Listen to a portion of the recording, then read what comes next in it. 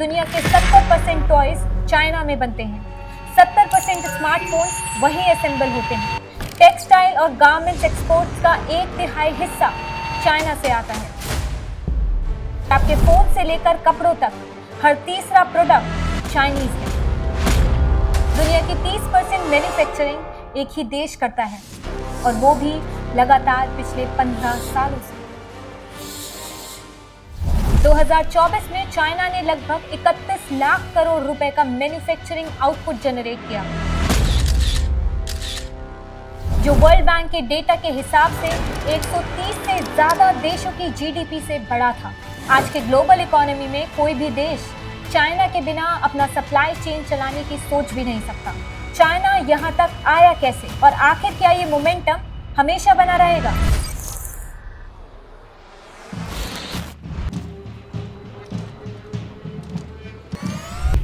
उन्नीस से पहले चाइना एक बिल्कुल अलग दुनिया था, जहां मेओ जेडोंग के लीडरशिप में इकोनॉमी एक स्ट्रिक्ट कमांड सिस्टम पे चलती थी। मतलब क्या प्रोड्यूस होगा, कितना होगा, किस दाम पे बिकेगा, ये सब सेंट्रल प्लानिंग कमेटी डिसाइड करती थी। मार्केट सिग्नल्स, कंपटीशन या प्रॉफिट मोटिव जैसे कॉन्सेप्ट ऑलमोस्ट गायब ही थे और पूरी इकोनॉमी टॉप डाउन ऑर्डर्स पे चलती थी। फार्मिंग में तो सबसे बड़ा एक्सपेरिमेंट हुआ, जहां कम्यून सिस्टम के जरिए किसानों की जमीन, बीज और टूल्स कलेक्टिव में ले लिए गए। फार्मर्स अपनी जमीन के मालिक नहीं रहे, बस कम्यून के वर्कर्स बन गए और कोटा सिस्टम ने उनका पर्सनल इंसेंटिव खत्म कर दिया। इसका नतीजा ये हुआ, एग्रीकल्चर इनएफिशिएंट हो गया, प्रोडक्टिविटी टूट गई। माओ की सोच थी कि स्टील और कोल ही चाइना को सुपर पावर बनाएगा। इसलिए 1950 से लेकर 70 के दशक में हर पैसा फैक्ट्री, मशीन और माइनिंग में इन्वेस्ट हुआ, जबकि खाना, कपड़े और कंज्यूमर गुड्स को इग्नोर कर दिया गया था। और ये सब बनाते थे स्टेट ओन्ड एंटरप्राइजेस, जो 1978 तक चाइना के 75% आउटपुट के जिम्मेदार थे, जबकि प्राइवेट बिजनेसेस और फॉरेन इन्वेस्टमेंट ऑलमोस्ट बैन हो चुकी थी। लेकिन उसके बाद फिर आई दो सबसे बड़ी ट्रेजेडीज। Great leap forward. एक दिन माओ ने डिसाइड किया, हम दुनिया को पीछे छोड़ देंगे। विलेजेस में बैकयार्ड फर्नेसेस लगवा दिए गए ताकि हर किसान स्टील बनाए। इसका नतीजा ये हुआ कि फार्मिंग कोलैप्स हो गए। ग्रेन टारगेट्स फेक नंबर्स पे बेस्ड थे, खाना लोगों के घर तक नहीं पहुंचा और हुआ क्या? दुनिया की सबसे बड़ी फैमाइन, 4.5 करोड़ लोग भूख से मारे गए। इसके बाद दूसरा सबसे बड़ा ट्रेजेडी था कल्चरल रेवोल्यूशन, जिसमें स्कूल्स बंद हो गए, प्रोफेसर और डॉक्टर्स को ट्रेटर बोलकर मारा गया, फैक्ट्रीज रुक गई और एक पूरी जनरेशन ने अपनी एजुकेशन खो दी। ऑफिशियल जीडीपी नंबर्स 6 से 7% दिखाए गए, लेकिन इकोनॉमिस्ट जैसे अंगुस मैडिसन के एनालिसिस के मुताबिक असली ग्रोथ सिर्फ 4.4% थी।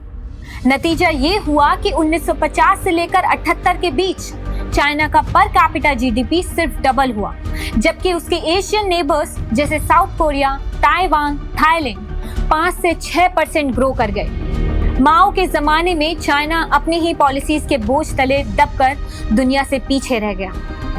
माओ के बाद डेंग जियांगपिंग आए और उनका मानना था कि आइडियोलॉजी की बहस छोड़कर सीधा नतीजे पे ध्यान देना चाहिए। उनकी एक काफी लोकप्रिय कहावत है, ब्लैक कैट हो या व्हाइट कैट, फर्क क्या ही पड़ता है, जरूरी ये है कि बिल्ली चूहे पकड़ती है या नहीं। यानी तरीके से ज्यादा मायने काम के नतीजे का होता है। यह प्रैक्टिकल सोच उनके सारे रिफॉर्म्स की नींव बनी। पहला रिफॉर्म था एग्रीकल्चरल रिफॉर्म, यानी हाउस होल्ड रिस्पॉन्सिबिलिटी सिस्टम।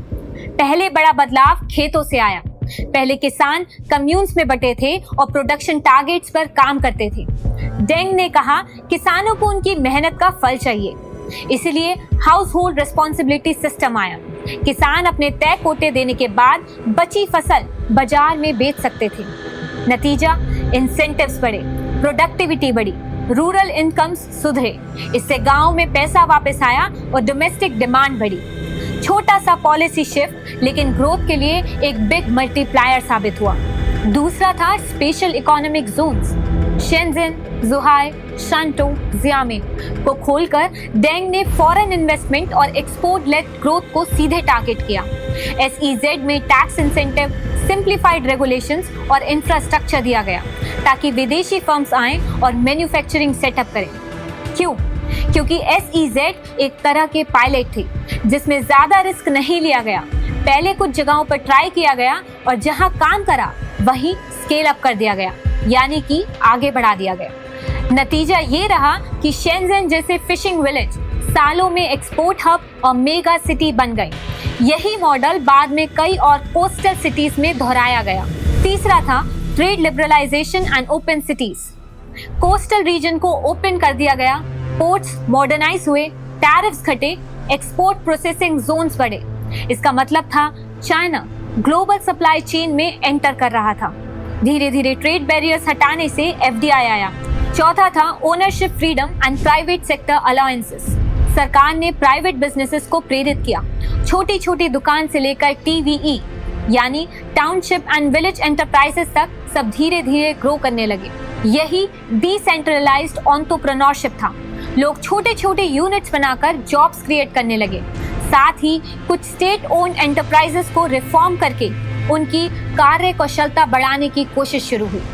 पांचवा था ग्रेजुअलिज्म। नदी पार करते वक्त पत्थर को महसूस करना। यहाँ टैंक की प्रखरता साफ दिखती है। रिफॉर्म्स अब्रप्ट नहीं थे। हर पॉलिसी को पहले लिमिटेड स्केल पर टेस्ट किया गया, फेलियर का जोखिम कम रखा गया और जो काम करता गया उसे बड़े स्केल पर ले जाया गया। इसी एक्सपेरिमेंटल ग्रेजुअलिज्म ने पॉलिटिकल स्टेबिलिटी भी रखी। कम्युनिस्ट पार्टी का कंट्रोल बना रहा और साथ ही मार्केट फोर्सेस को काम करने का मौका मिला। छठा था इंस्टीट्यूशनल सपोर्ट, फाइनेंस, इंफ्रास्ट्रक्चर और गवर्नेंस। रिफॉर्म्स सिर्फ रूल्स बदलने तक सीमित नहीं रहे। इंफ्रास्ट्रक्चर जैसे सड़क, बंदरगाह और बिजली, फाइनेंस रिफॉर्म्स जैसे कि बैंकिंग का धीरे धीरे आधुनिकीकरण और लोकल गवर्नमेंट्स को इंसेंटिव मिलना, इन सब ने रिफॉर्म की भौतिक नींव रखी। लोकल अथॉरिटीज को इकोनॉमिक रिस्पॉन्सिबिलिटी देकर कंपटीशन भी पैदा किया गया। कौन ज्यादा इन्वेस्टमेंट और एक्सपोर्ट लाएगा वही आगे बढ़ेगा। इसके नतीजे बहुत साफ रहे। एग्रीकल्चर आउटपुट बढ़ा, रूरल इनकम सुधरे, फूड सिक्योरिटी बेहतर हुई।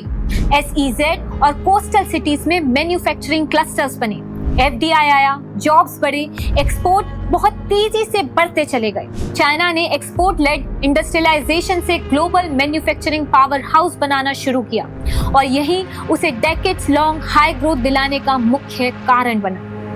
पर हर बड़ा बदलाव परफेक्ट नहीं होता।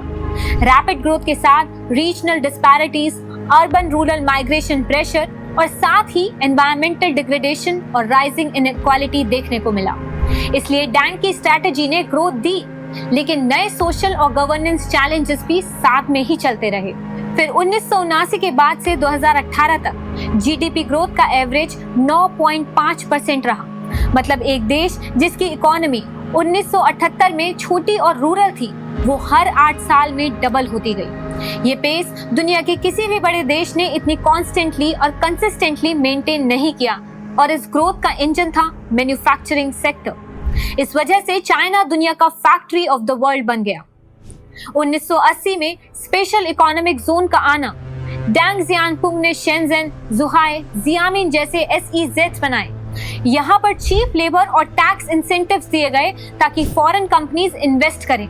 ये एक तरह से ग्लोबल कैपिटल के लिए वेलकम मैट था। इसका रिजल्ट ये रहा कि पहली बार चाइना में फॉरेन फैक्ट्रीज बनी और एक्सपोर्ट ओरिएंटेड प्रोडक्शन स्टार्ट हुआ। फिर 2001 में हुए WTO यानी वर्ल्ड ट्रेड ऑर्गेनाइजेशन में एंट्री चाइना के लिए सबसे बड़ा टर्निंग पॉइंट रहा। वर्ल्ड ट्रेड ऑर्गेनाइजेशन के मेंबर बनने के बाद चाइना को ग्लोबल ट्रेड सिस्टम का फुल एक्सेस मिल गया।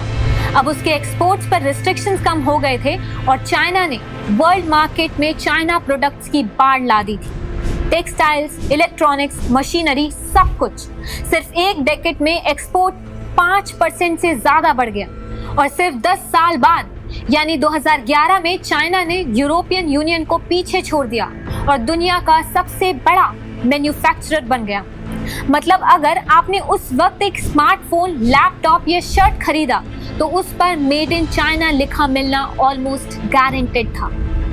चाइना की इकोनॉमी ट्रांसफॉर्मेशन सिर्फ फैक्ट्रीज और एक्सपोर्ट्स की वजह से नहीं हुई, उसने अपने बैंकिंग सिस्टम को भी स्टेप बाय स्टेप रिफॉर्म करके मॉडर्न बनाया। 1984 सबसे पहले बड़ा शिफ्ट तब आया जब पीपल्स बैंक ऑफ चाइना को ऑफिशियली सेंट्रल बैंक का रोल दिया गया। पहले ये एक नॉर्मल स्टेट बैंक की तरह काम करता था, जो गवर्नमेंट की तरफ से डायरेक्ट लोन्स देता था। लेकिन 1984 के बाद पीबीओसी को एक मॉनेटरी अथॉरिटी बना दिया गया, जिसका काम करेंसी और मॉनेटरी पॉलिसी कंट्रोल करना था। इससे बैंकिंग सिस्टम थोड़ा स्ट्रक्चर्ड हुआ, जिसमें सेंट्रल बैंक अलग और कॉमर्शियल बैंक अलग हुए। 1984 से पहले तक सरकार को डायरेक्टली लोन्स दिए जाते थे, मतलब अगर बीजिंग चाहता तो पीबीओसी से पैसे लेकर खर्च कर सकता था। लेकिन 1994 के रिफॉर्म के बाद ये सिस्टम बंद हो गया। अब मॉनेटरी पॉलिसी को इनडायरेक्ट टूल से चलाया जाने लगा, जैसे इंटरेस्ट रेट, रिवर्स रेशियो और ओपन मार्केट ऑपरेशंस। ये एग्जैक्टली वही मैकेनिज्म है जो मॉडर्न इकोनॉमीज में होता है। फिर 1995 में आया कॉमर्शियल बैंक लॉ। इस लॉ ने बड़े स्टेट ओन्ड बैंक्स जैसे इंडस्ट्रियल और commercial bank of China, bank of China, agriculture bank of China को एक तरह से कॉमर्शियलाइज करना शुरू किया। मतलब उनका रोल सिर्फ सरकारी फंड डिस्ट्रीब्यूट करना नहीं था, बल्कि प्रॉफिट मेकिंग और कस्टमर ड्राइवन बैंकिंग सिस्टम देना भी था। साथ ही फाइनेंशियल लिबरलाइजेशन भी धीरे धीरे आई। शुरू में चाइना ने इंटरेस्ट रेट और एक्सचेंज रेट्स पे टाइट कंट्रोल रखा था, लेकिन 1990 के बाद ये कंट्रोल धीरे धीरे कम किए गए। इससे एक फॉरेन एक्सचेंज मार्केट डेवलप हुआ, जहां युआन का इंटरनेशनल ट्रेड के साथ लिंकेज बनने लगा। एक तरह से ये रिफॉर्म ने चाइना के बैंकिंग सिस्टम को एक कमांड इकोनॉमी स्टाइल पाइपलाइन से निकालकर एक मार्केट ओरिएंटेड फाइनेंशियल सिस्टम बना दिया। और इसी वजह से चाइना 2000 में ग्लोबल ट्रेड और कैपिटल फ्लोज को एफिशिएंटली हैंडल कर पाया। लेकिन जैसे ही 2008 का ग्लोबल फाइनेंशियल क्राइसिस आया, तो दुनिया के साथ चाइना को भी बहुत नुकसान झेलना पड़ा। ग्रोथ एकदम गिर गई, 6.8% तक आ गई, जो उस टाइम के हिसाब से एक बड़ी गिरावट थी। एक्सपोर्ट ऑर्डर्स कैंसिल होने लगे, फैक्ट्रीज बंद होने लगी और लगभग 2 करोड़ माइग्रेंट वर्कर्स को अपने गांव लौटना पड़ा। ये दृश्य एकदम फैक्ट्री टू फार्मलैंड वाला था। लेकिन यही वो वक्त भी था जब चाइना ने एक कमबैक स्क्रिप्ट लिखी। गवर्नमेंट ने अनाउंस किया एक सबसे बड़ा बिलियन मेगा स्टिमुलस पैकेज, उस वक्त दुनिया का सबसे बड़ा बेल आउट प्लान। इस पैकेज के 2 मेन पिलर्स थे, infrastructure boom, highways, railways, airports, bridges, हर जगह कंस्ट्रक्शन साइट्स खुल गए।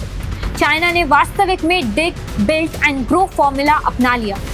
दूसरा था इजी क्रेडिट पॉलिसी। बैंक को डायरेक्ट ऑर्डर दिए गए कि लोन्स इजी बनाएं, ताकि कंपनीज और लोकल गवर्नमेंट्स को पैसा मिलता रहे। क्रेडिट फ्लड ने शॉर्ट टर्म ग्रोथ को एक आर्टिफिशियल पुश दे दिया और इसका रिजल्ट तुरंत दिखने लगा। सिर्फ 2 साल में ही 2008 की स्लो डाउन वाली इकोनॉमी वापस फुल स्पीड पर आ गई। 2008 से 2010 के बीच ग्रोथ एकदम 9.7% तक जंप कर गई। ये पूरा एपिसोड एकदम बॉलीवुड के हीरो की एंट्री आफ्टर इंटरवल जैसा था, जहां क्राइसिस के बाद एक धमाकेदार कमबैक होता है। लेकिन प्रॉब्लम ये थी कि इस कमबैक के पीछे जो ऑक्सीजन सिलेंडर लगाया गया था, डेट और इंफ्रास्ट्रक्चर स्पेंडिंग वाला, वही आगे चलकर चाइना के लिए बोझ बन गया। 2010 के बाद चाइना की इकोनॉमी में एक स्लो पॉइजन घुलना शुरू हुआ। 2010 में जीडीपी ग्रोथ 10.6% थी, मतलब इकोनॉमी अभी भी टर्बो स्पीड पर चल रही थी। लेकिन उसके बाद हर साल स्पीड पे ब्रेक लगने लगा। 2016 तक ग्रोथ गिरकर 6.7% पर आ गई और 2018 में और स्लिप करके 6.6% हो गई। ये स्लो डाउन सिर्फ एक नंबर की कहानी नहीं थी, बल्कि उसके पीछे कुछ बड़े स्ट्रक्चरल इशू थे। पहला था राइजिंग वेजेस। जो चीप लेबर एडवांटेज ने चाइना को दुनिया का फैक्ट्री बना दिया था, वो खत्म होने लगा। माइग्रेंट वर्कर्स की सैलरी डबल से ज्यादा हो गई और मैन्युफैक्चरिंग का कॉस्ट इंडिया, वियतनाम और बांग्लादेश के मुकाबले महंगा हो गया। दूसरा था डेट बर्डन। 2008 के फाइनेंशियल क्राइसिस के बाद चाइना ने $1 बिलियन का खर्चा तो कर दिया था और शॉर्ट टर्म में ग्रोथ वापस भी आ गई थी, लेकिन उसने इंफ्रास्ट्रक्चर और रियल एस्टेट में एक बबल क्रिएट कर दिया। लोकल गवर्नमेंट्स और प्रॉपर्टी डेवलपर्स हेविली इन डेट हो गए। एक तरह से ग्रोथ को आर्टिफिशियल ऑक्सीजन पर चलाया गया। तीसरा था ट्रेड टेंशन। 2008 के बाद यूएस और चाइना के बीच टैरिफ वॉर शुरू हो गई है। सेक्शन 301 के तहत यूएस ने टैरिफ्स लगाए, चाइना ने रिटेलिएट किया और इसका रिजल्ट एक्सपोर्ट पर प्रेशर, ग्लोबल सप्लाई चेन में अनसर्टेनिटी और इन्वेस्टर्स का कॉन्फिडेंस हिलना। आईएमएफ ने एस्टिमेट लगाया था कि अगर ये ट्रेंड चलता रहा तो 2024 तक चाइना की ग्रोथ गिर के सिर्फ 5.5% तक आ जाएगी। मतलब वो डबल डिजिट ग्रोथ जिससे चाइना ने अपने मिरेकल बनाया था अब सिर्फ एक याद बनकर रह जाएगा। लेकिन हुआ क्या? सामने जो रिपोर्ट आई वो कुछ और ही कह रही थी। 2024 तक आते आते चाइना ने ये साबित कर दिया कि वह अब भी दुनिया की फैक्ट्री है, ग्लोबल आउटपुट में हिस्सेदारी। अकेले चाइना दुनिया के कुल मैन्युफैक्चरिंग उत्पादन का लगभग 30% हिस्सा देता है। इसका मतलब है दुनिया का हर तीसरा मैन्युफैक्चर्ड प्रोडक्ट चाइना से निकलता है, चाहे वो स्मार्टफोन हो, कारों के पार्ट्स हो, कपड़े हो या भारी मशीनरी। मैन्युफैक्चरिंग जीडीपी 2024 में चाइना का मैन्युफैक्चरिंग जीडीपी लगभग 31 लाख करोड़ रुपए का रहा। यह सिर्फ एक संख्या नहीं है, बल्कि यह बताता है कि अकेले मैन्युफैक्चरिंग सेक्टर कई देशों की पूरी अर्थव्यवस्था से बड़ा है। निर्यात चाइना के कुल एक्सपोर्ट का लगभग 99% हिस्सा मैन्युफैक्चरिंग प्रोडक्ट से आता है। यानी चाइना की एक्सपोर्ट इकोनॉमी पूरी तरीके से इंडस्ट्रियल प्रोडक्ट्स पर टिकी हुई है। एफडीआई का आकर्षण 2024 में आए कुल विदेशी निवेश यानी एफडीआई का 26.7% हिस्सा मैन्युफैक्चरिंग सेक्टर ने खींचा। इसका मतलब है कि विदेशी कंपनियां अब भी मैन्युफैक्चरिंग को चाइना में सबसे सुरक्षित और लाभदायक निवेश मानती हैं। इन सब बिंदुओं को मिलाकर देखें तो तस्वीर साफ है। चाइना ने मैन्युफैक्चरिंग को केवल एक उद्योग नहीं बल्कि अपनी आर्थिक बैकबोन बना रखा है। इतना बड़ा डोमिनेंस होते हुए भी चाइना की मैन्युफैक्चरिंग मॉडल पर दबाव बढ़ रहा है। लेबर कॉस्ट एक समय था जब मेड इन चाइना की सबसे बड़ी ताकत चीप लेबर थी, लेकिन अब हालात बदल गए हैं। 2024 में पब्लिक सेक्टर में मैन्युफैक्चरिंग वर्कर्स की औसत सालाना सैलरी काफी बढ़ चुकी है। यह लागत कंपनियों के लिए बोझ है क्योंकि मैन्युफैक्चरिंग का मार्जिन पहले से ही पतला होता है। प्राइवेट सेक्टर की गिरती स्थिति, पब्लिक सेक्टर के मुकाबले प्राइवेट मैन्युफैक्चरिंग वर्कर्स की सैलरी कम है। 2024 में इसमें 0.4% की गिरावट आई। ये दिखाता है कि प्राइवेट कंपनियां राइजिंग कॉस्ट से जूझ रही हैं और वर्कर्स पर इसका असर पड़ रहा है। स्किल्ड वर्कर्स प्राइवेट जॉब छोड़कर पब्लिक या फॉरेन कंपनीज की ओर खिसक रहे हैं। पिछले 2 दशकों तक चाइना की मैन्युफैक्चरिंग पावर का सबसे बड़ा कारण था चीप लेबर, बड़े पैमाने का उत्पादन। लेकिन अब जब वेजेस लगातार बढ़ रहे हैं, ये कॉस्ट एडवांटेज कमजोर हो रहा है। इसके चलते मल्टीनेशनल कंपनियां वियतनाम, बांग्लादेश, मैक्सिको और इंडिया जैसे देशों की ओर प्रोडक्शन शिफ्ट करने लगी हैं। हालांकि चाइना अभी भी इंफ्रास्ट्रक्चर, सप्लाई चेन और स्किल्ड लेबर के मामले में अनबीटेबल है, लेकिन कॉस्ट फैक्टर भविष्य के लिए चिंता का विषय है। आज भी मेड इन चाइना का दबदबा कायम है। 2024-25 में चाइना मैन्युफैक्चरिंग का ग्लोबल लीडर बना हुआ है, लेकिन राइजिंग वेजेस, प्राइवेट सेक्टर की कमजोरी और बढ़ते रेगुलेटरी दबाव से ये सब संकेत है कि आने वाले सालों में चाइना को अपनी मैन्युफैक्चरिंग स्ट्रैटेजी बदलनी होगी। अगर चाइना ने टाइमली रिफॉर्म्स किए और हाई टेक एवं ऑटोमेशन पर ध्यान बढ़ाया तो डोमिनेंस बना रहेगा, लेकिन अगर कॉस्ट और एफिशिएंसी का संतुलन बिगड़ा तो ग्लोबल सप्लाई चेन्स धीरे धीरे चाइना से निकलकर दूसरे देशों की ओर शिफ्ट हो जाएंगी। अभी देखा जाए तो चाइना के सामने खड़ी हैं सबसे बड़ी चुनौतियां, जैसे कि डेमोग्राफिक। चाइना की सबसे बड़ी ताकत कभी उसकी बड़ी और युवा आबादी थी। यही वर्कफोर्स दुनिया की सबसे सस्ती लेबर बनकर ग्लोबल सप्लाई चेन को सस्टेन करती थी। लेकिन अब हालात बदल रहे हैं। जन्म दर लगातार घट रहा है और एक चाइल्ड पॉलिसी की लेगेसी आज भी दिख रही है। चाइना में युवाओं की जनसंख्या घट रही है, जबकि बुजुर्ग का अनुपात बढ़ रहा है। 2050 तक चाइना की लगभग 1/3 आबादी बुजुर्ग होगी। इसका सीधा मतलब है कि कम वर्कर्स और ज्यादा डिपेंडेंट्स, जिससे डायरेक्टली प्रोडक्टिविटी और इकोनॉमिक ग्रोथ पर दबाव पड़ेगा। दूसरा है राइजिंग वेजेस। चाइना का मैन्युफैक्चरिंग मॉडल चीप लेबर और स्केल पर टिका था। अब वेजेस लगातार बढ़ रहे हैं, जिससे लो कॉस्ट मैन्युफैक्चरिंग का कंपैरेटिव एडवांटेज खत्म हो रहा है। मल्टीनेशनल कंपनियां प्रोडक्शन हब्स को वियतनाम, बांग्लादेश, इंडिया और मेक्सिको जैसे देशों में शिफ्ट कर रही है। इससे चाइना को अब अपनी पहचान सिर्फ लो कॉस्ट फैक्ट्री से हटाकर हाई टेक मैन्युफैक्चरिंग पावर बनानी होगी। तीसरा है जियोपॉलिटिक्स, यूएस और चाइना के बीच की दुश्मनी। यूएस चाइना ट्रेड वॉर ने चाइना के मैन्युफैक्चरिंग नेटवर्क पर गहरा असर डाला है। यूएस और पश्चिमी देशों चाइना +1 स्ट्रैटेजी पर काम कर रहे हैं, यानी सप्लाई चेन को डाइवर्सिफाई करके चाइना पर डिपेंडेंसी घटाना। इंडिया, वियतनाम, इंडोनेशिया और मेक्सिको जैसे देशों को इस डाइवर्सिफिकेशन से फायदा हो रहा है। जियोपॉलिटिकल ट्रस्ट डेफिसिट का असर ये है कि अब एफडीआई इन्फ्लोस भी उतने मजबूत नहीं रहे जितने पहले हुआ करते थे। अगला है डेट और रियल एस्टेट क्राइसिस। चाइना की आर्थिक वृद्धि का बड़ा हिस्सा इंफ्रास्ट्रक्चर और रियल एस्टेट से जुड़ा रहा है, लेकिन अब ये ग्रोथ मॉडल दबाव में है। लोकल गवर्नमेंट्स हेविली इंडेक्टेड हैं क्योंकि उन्होंने ग्रोथ के लिए मैसिव बोरोइंग की थी। प्रॉपर्टी डेवलपर्स जैसे कंट्री गार्डन कोलैप्स के कगार पर पहुंच गए हैं। इससे बैंकिंग सिस्टम और निवेशकों का विश्वास हिल गया है। मैन्युफैक्चरिंग सेक्टर पर भी इसका असर है क्योंकि क्रेडिट क्रंच से नई इंडस्ट्रियल इन्वेस्टमेंट रुक सकती हैं। इन सब के चलते चाइना भी तैयार है मेड इन चाइना 2025 प्लान के साथ। इस बैकड्रॉप में चाइना ने मेड इन चाइना 2025 नाम का एम्बिशियस स्ट्रैटेजी लॉन्च किया। इसका मकसद है मैन्युफैक्चरिंग को नेक्स्ट लेवल पर ले जाना ताकि ग्लोबल कंपटीशन में बढ़त बनी रहे।